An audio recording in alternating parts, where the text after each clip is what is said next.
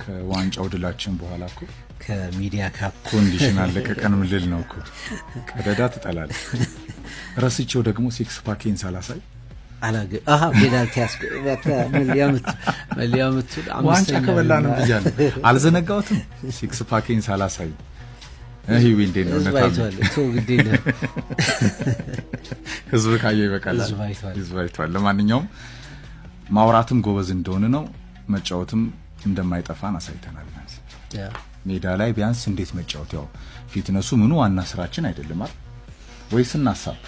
ለምሳሌ አሁን እኮ ብሔራዊ ቡድናችን ሲሸነፍ፣ አትሌቶቻችን ሲሸነፉ ሚዲያው ትኩረት ያዛነፈብን ነው ይላሉ አይደል? እንዴት ነው አፍ መፍቻ ያደረጉን እነዚህ ሰዎች ሁሉ ብዬኔ ከሙያ ባልደረቦች ጋር አወራለሁ። እኛ ስራችን መጫወት አይደለም አይደል? መሮጥ አይደለም አይደል? ወርቅ ማሸነፍ አይደለም፣ ጎል ማግባት አይደለም። እኛ ስራችን ሌላ ነው። ሚዲያ ደግሞ ቀላል ስራ አይደለም። እስቲ ግቡና ሞክሩ ላሉት ተጫውተን ስላደግን በዛ መንፈስ መጫወት እንችላለን።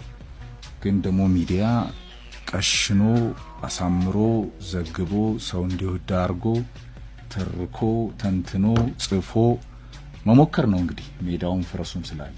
ግን ያው የዚህ የወገን ለወገን ነው ከመቄዶንያ ጋር የተያያዘው በጣም ለመቄዶንያ ገቢ ማሰባሰቢያ ትልቅ ዓላማ የሰነቀው ግን በየአመቱ የሚከናወነው የዚህ የሴሌብሪቲ ፌስቲቫል ውድድር ላይ የጋዜጠኞች ቡድን ከጥሩ ዲሲፕሊን ጋር ጥሩ ቅርጽ ያለው ቡድን ነው ሻምፒዮን ሆኗል። ይሄ ቡድን ይቀጥላል።